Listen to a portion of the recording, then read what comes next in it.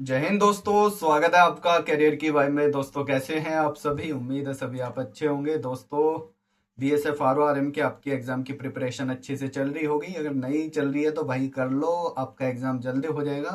तो आज हम इस वीडियो में बात करने वाले हैं बीएसएफ आरओआरएम को लेकर, जिसमें हम बात करने वाले हैं एग्जाम डेट को लेकर और थोड़ा कट ऑफ के बारे में, और जो मोस्ट इंपॉर्टेंट चीजें होंगी वो होंगी कि एग्जाम की तैयारी के बारे में। ठीक है, तो सबसे पहले मैं आपको बता दूं कि भाई आपका जो बीएसएफ एचसीएम वाला था उसकी भी डेट आ चुकी है। 1 सितंबर से आपका एग्जाम होना है, आपको मालूम ही है। और साथ के साथ आपका बीएसएफ ट्रेड्समैन वाला भी आपका रिजल्ट जो पीईटी और पीएचटी का वो भी अनाउंस हो चुका है। यानी जो बीएसएफ है भाई वो अपने प्रोसेस में आ चुकी है, यानी वैकेंसी को कंटिन्यू कर रही है। ठीक है, तो जो आपकी वैकेंसी चल रही थी, पेंडिंग में थी या डिले थी, वो सब कंटिन्यू हो चुकी है। यानी अब उन पे वर्क किया जा रहा है और काफी जल्द आपके एग्जाम्स करा लिए जाएंगे।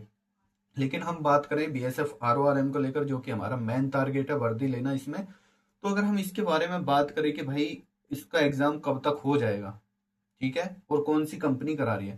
देखो कंपनी का तो अभी इसका बीएसएफ आरओआरएम का तो डिसाइड हुआ नहीं है। हो सकता है कि वही कंपनी कराए जो जो एचसीएम वाला करा रही है।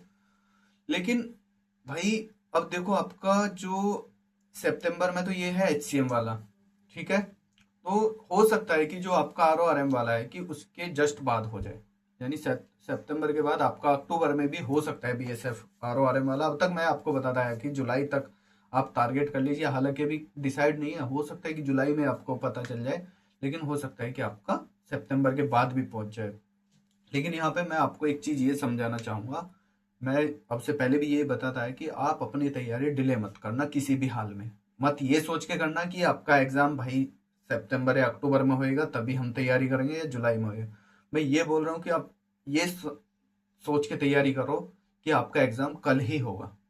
ठीक है, ये सोच के तैयारी करो। तो अगर ये सोच के तैयारी करोगे सिलेक्शन तभी होगा, क्योंकि इतनी बेस्ट अपॉर्चुनिटी है ना अब की बार भाई।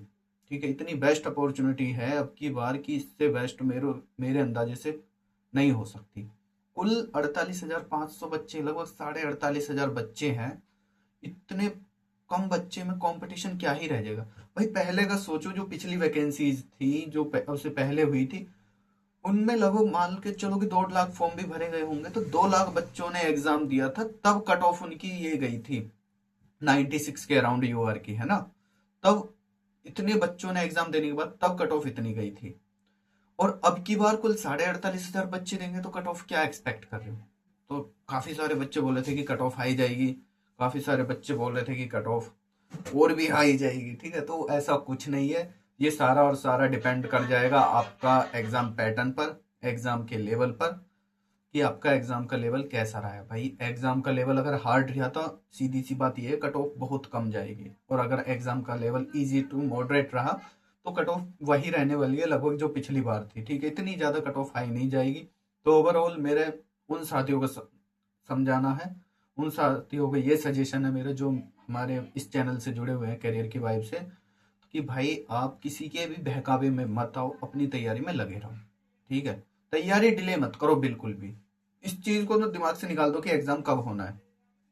ठीक है, ये सोचो कि ये हमारी वैकेंसी है, इसमें हमें सिलेक्शन लेना है, केवल और केवल इस पे फोकस रखो। सच बता रहा हूँ, आपका सिलेक्शन हो जाएगा।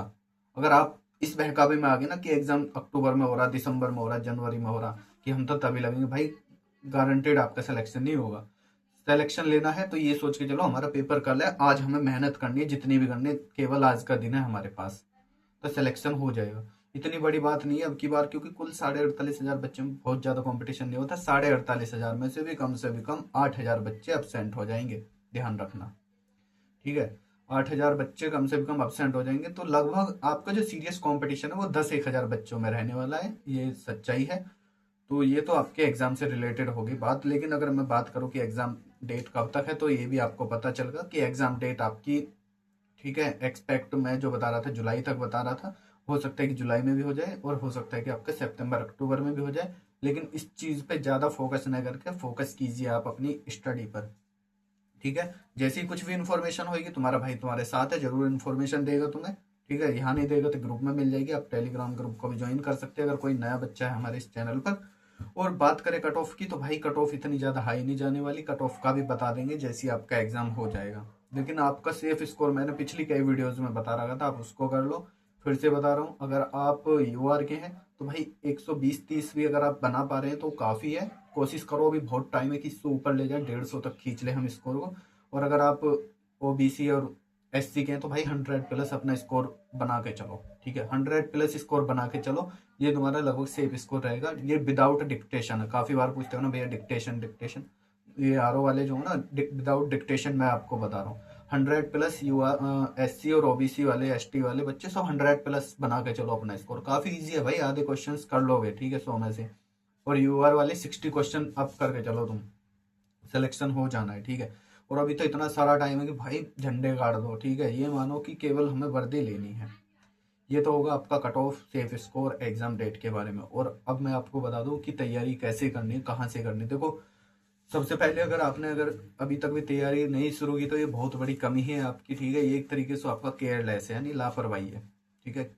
तो ये आपकी लापरवाही। अगर आप किसी भी बैच से तैयारी कर रहे थे तो अब तक कोर्स भी यानी उनका सिलेबस भी पूरा हो चुका होता, ठीक है, अगर आप शुरू से कर रहे होते। लेकिन अब बात बचती है भाई, जो बच्चे पहले से ही तैयारी कर रहे हैं उनके लिए बता दूं, आपके प्रैक्टिस के लिए, आपकी कमियां जो है उन्हें सुधारने के लिए, कि कहाँ कहाँ दिक्कत हो रही है, कहाँ से स्कोर नहीं बन रहा, उन चीज़ों को सुधारो। आपको काम ये करना है। और जो बच्चे बीच बीच में तैयारी कर रहे हैं, कभी कर रहे हैं, कभी छोड़ रहे हैं, कभी कर रहे हैं, कभी छोड़ रहे हैं, तो वे भाई रेगुलर लग जाओ तैयारी में, कंटिन्यू कर लो, 2-3 महीने तैयारी हो जाएगा सिलेक्शन। और जो बच्चे नए हैं, अगर भाई आपको सिलेक्शन लेना है, सिलेक्शन तक पहुंचना है, तो भाई झंडे गाड़ दो, सुबह से लेकर शाम तक पढ़ो भाई। कम से भी कम डेली के 8 घंटे आपको देने हैं, चाहे दिन रात जहाँ भी जिस भी टाइम दो, जिस भी आपको फ्री रहे, तब कम से कम डेली के 8 घंटे दो, तब आप पहुंच पाओगे, ठीक है। और रही बात तैयारी में 4 चांद लगाने की, तो वो काम करेंगे हम अपने चैनल के थ्रू, करियर के वाइब के थ्रू, जिसमें मैं आपको जीके और मैथ्स के प्रैक्टिस सेट कराऊंगा। जीके के तो मैंने उससे पहले भी कराए थे, लगभग 20 क्लासेस कराई थी। अब वो कंटिन्यू करूंगा मैं आज से ही या फिर कल से, ठीक है। जीके की क्लास कंटिन्यू हो जाएंगी, मैथ्स का प्रैक्टिस सेट कंटिन्यू करने वाला हूँ मैं आज कल में ही। और फिजिक्स के लिए मैंने आपके लिए एक लड़का ढूंढा है, यानी एक मेरा भाई है, दोस्त है, वो काफ़ी अच्छी फिजिक्स है उनकी, वो कराएंगे, ठीक है आपको। और हो सकता है कि मैं बहुत जल्द उन्हें तुमसे मिलवा दूंगा वीडियो में ही, ठीक है। तो मैं उनसे एक बार और कंफर्म कर लेता हूँ, वो ये बोल रहे थे, तो फिजिक्स का प्रैक्टिस सेट वहां से करा देंगे। देखो, संपूर्ण तैयारी की हम बात नहीं कर रहे कि हम अपने चैनल के थ्रू करा दें, क्योंकि इतना बड़ा प्लेटफॉर्म नहीं है अभी कि हम संपूर्ण तैयारी करा दें।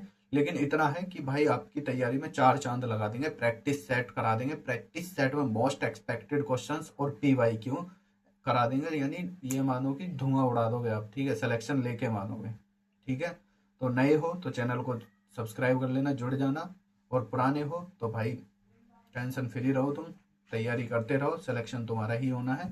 तो यही जानकारी थी आज की वीडियो में। मेन चीज़ तो ये थी कि हम कंटिन्यू करने वाले हैं अपने प्रैक्टिस सेट वाली क्लासेस को, ठीक है।